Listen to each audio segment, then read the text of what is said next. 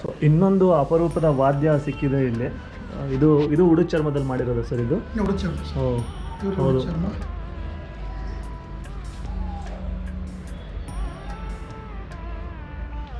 ಇದು ಮಣ್ಣಲ್ಲಿ ಮಾಡಿರುವಂಥದ್ದು. ಇದು ಯಾವ ಭಾಗದಲ್ಲಿ ಯೂಸ್ ಮಾಡ್ತಾರೆ? ಇದು ಉತ್ತರ ಕರ್ನಾಟಕ ಭಾಗದ ಗೋಕರ್ಣ ಮತ್ತು ಸುತ್ತಮುತ್ತಲ ಭಾಗದಲ್ಲಿ ಮಾತ್ರ ಬಳಸ್ತಾರೆ. ಇದು ಗುಮ್ಟೆ ಪಾಂಗ್ ಅಂತ ವಾದ್ಯದ ಹೆಸರು. ಹಾಡಿಕೊಂಡು ಗುಮ್ಟೆ ಪದಗಳನ್ನ ಹಾಡಿಕೊಂಡು ಈ ಪಾಂಗ್ನ ಹೊಡ್ಕೊಂಡು ಲೆಫ್ಟ್ ಹ್ಯಾಂಡಲ್ಲಿ ಹೊಡಿತಾರೆ, ರೈಟ್ ಹ್ಯಾಂಡಲ್ಲಿ ಇದನ್ನ ದಾರ ಕಟ್ಟಿರ್ತಾರೆ. ಭಾಳ ಅದು ಪ್ರತಿಯೊಂದು ಸುಗ್ಗಿ ಹಬ್ಬ ಮತ್ತು ಅಲ್ಲಿ ವಿಶೇಷತೆ ನಡೀತಕ್ಕಂಥ ಎಲ್ಲ ಹಬ್ಬಗಳಲ್ಲೂ ಇದನ್ನ ಅದು ಗೋಕರ್ಣೇಶ್ವರ ಪೂಜೆಗೂ ಇದನ್ನ ಬಳಸ್ತಾರೆ. ಎಲ್ಲ ಕಡೆ ಅತಿ ಹೆಚ್ಚು ಎಲ್ಲ ಗ್ರಾಮ ದೇವತೆಗಳಲ್ಲೂ ಒಂದೊಂದು ಗುಮ್ಟೆ ಪಾಂಗ್ ಇರುತ್ತೆ ಅಲ್ಲಿ. ಆ ಭಾಗದ ಗುಮ್ಟೆ ಪಾಂಗ್ ಬಹಳ ಪ್ರಸಿದ್ಧಿ.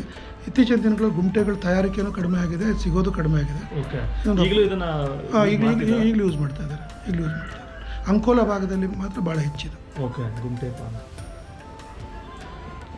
ಇದೊಂದು ಎಷ್ಟು ವರ್ಷ ಹಳೆದಿರ್ಬೋದು ಸರ್? ಇದೊಂದು 30 years ಸರ್. 30 years ಅಷ್ಟೇ. 30 years ಹಳೆದು.